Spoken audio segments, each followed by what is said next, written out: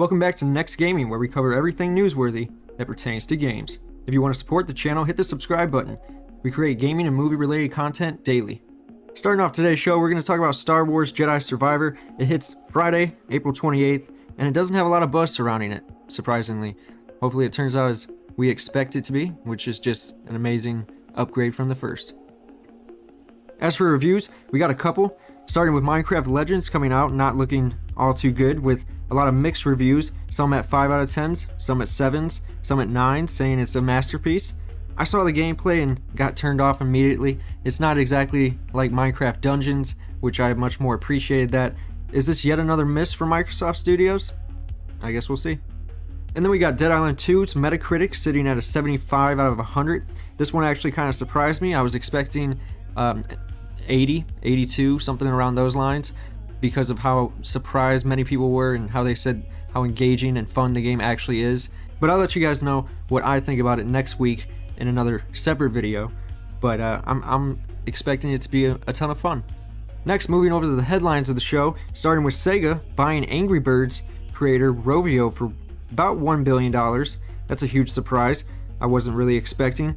It was actually around $776 million, but, you know, rounding up there a little bit. Honestly, this doesn't make too much sense considering Angry Birds is kind of a dead game at this point in its life cycle, I would imagine, unless they're just going for movie rights at that point. LawBreakers is also making a return, coming from Cliff Belinsky. Never heard of this one, and apparently he's kind of butthurt how unsuccessful it was. It was around 2017, 2018 when it came out, and I just completely didn't have it on my radar. It looks a little obnoxious, looks a little fast-paced, so maybe they can tweak it, fix it a little bit, but it's an overcrowded market of FPS games. I just don't see this one breaking through. Other than the sketchy Redfall that has been talked about predominantly through the news cycles recently, the Gamepass lineup for April looks pretty weak. With the heavy focus of indie titles, it would be no surprise if you were an Xbox player to be disappointed with what Game Pass has been offering lately. You know, unless you're a huge fan of Minecraft Legends and Redfall, these last couple months have been kind of dry. Speaking of Microsoft, they have been reworking the Xbox dashboard that they have been working on lately for the last, 2 years. They responded to the fans stating that they've heard us and that they know that it's starting to get a little crowded on the dashboard and a more simplistic design would be much appreciated. So when that comes, that'd be fantastic. Next, Lil Wayne is hosting the Street Fighter 6 showcase on 420. That's just good marketing. I don't know what everyone's complaining about or saying that's an oddball thing to do. Fighting games, 420, Lil Wayne, it's all a big mashup that completely makes sense to me, and I can't wait to see what the showcase unveils, and it's probably just going to be entertaining overall. Warhammer BoltGun is also now coming May 23rd. We have a confirmed date. I cannot wait to try this out. This classic Doom-esque title in the Warhammer universe is going to be a hell of a time, and I don't know the pricing yet, but I do believe it's coming to the next-gen consoles, so can't wait to play it. It's confirmed that Bend Studio, the Days Gone devs, and many other developers are expected to show up to the Sony May showcase. I wonder what they're bringing at this point, especially the Bend Studio, with Days Gone 2 not being considered for a sequel, so they're obviously bringing a new IP along with many other developers. I just cannot wait to see what Sony has to unveil next month. Also, Joseph Staten, an OG Halo developer from back in the day, has joined Netflix to make a new AAA IP. Very out of left field. This is just, I did not expect this at all. Can an old school Halo dev really help Netflix stand out in the gaming sphere? This is a AAA IP. This isn't just a mobile game on your Netflix app. So that would be really strange to see a game with a publishing title of Netflix. It was just very strange times we live in. Speaking of strange times, we have a game called Stray Gods that got revealed, a role-playing musical. Saw Troy Baker and Ashley Johnson's name in the cast, and a dude in a kink suit, and I'm good, personally. I lost a lot of respect for Troy and Ashley for praising The Last of Us show, honestly.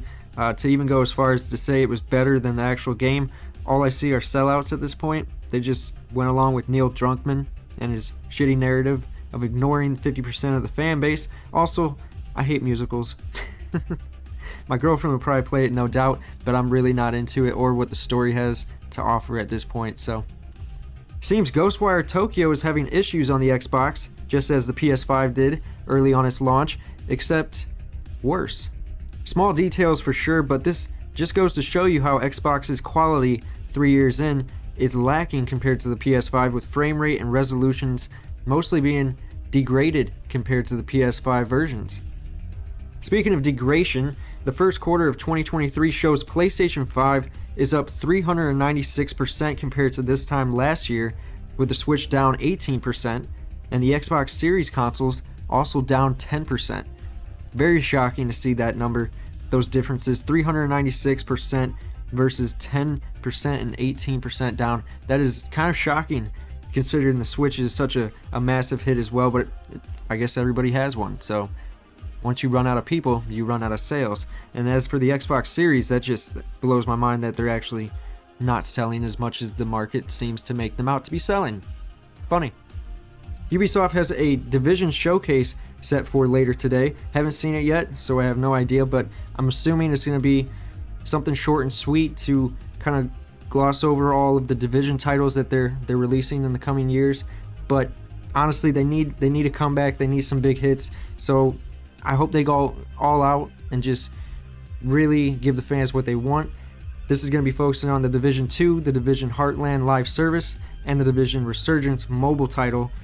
So check those out. The March 2023 MPD top selling games and consoles. Obviously the PlayStation 5 was the best selling for the month of March, but also the top selling games. If you look at this, the number one is Resident Evil 4. That is amazing. It is doing phenomenal. Really, I expected that. Number 2 is Hogwarts Legacy, still doing pretty well after a month of being out. Number 3 is MLB 23. That also came out this month. Number 4, surprisingly, Call of Duty Modern Warfare 2, which I would have believed that it was stagnating, but I guess it's still getting newcomers every now and then. Number 5 is The Last of Us Part 1. I have yet to get this one, but for obvious reasons. This is the third iteration of the same game, but can't deny it looks amazing. Number 6 is FIFA 23, and number 7 is WWE 2K23. Number 8 is Elden Ring. Number 9 is Madden 23, and number 10 is Mario Kart 8, boosting sales from the Mario movie, of course. So that's nice. Last but not least, ending the show off today, Ready at Dawn has been hit with some massive layoffs after being bought by Meta not too long ago. You know, Meta, the Facebook group company. I really don't know what to call them anymore other than just Meta. But does this showcase that Oculus is on the way down?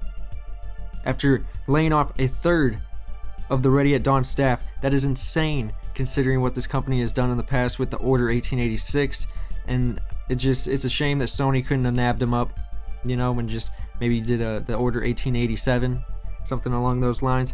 But this is just terrible news, and a lot of these employees are just, you know, stating they never want to work on a VR game again, and they're very upset with how things have went with the Meta company, and that's to no surprise. I wouldn't have invested my time into Meta, seeing what, you know, how VR has been expected in the market. But yeah, that's fantastic news, isn't it? Anyway, guys, don't forget to like, comment, and subscribe to join the Wolfpack. Peace.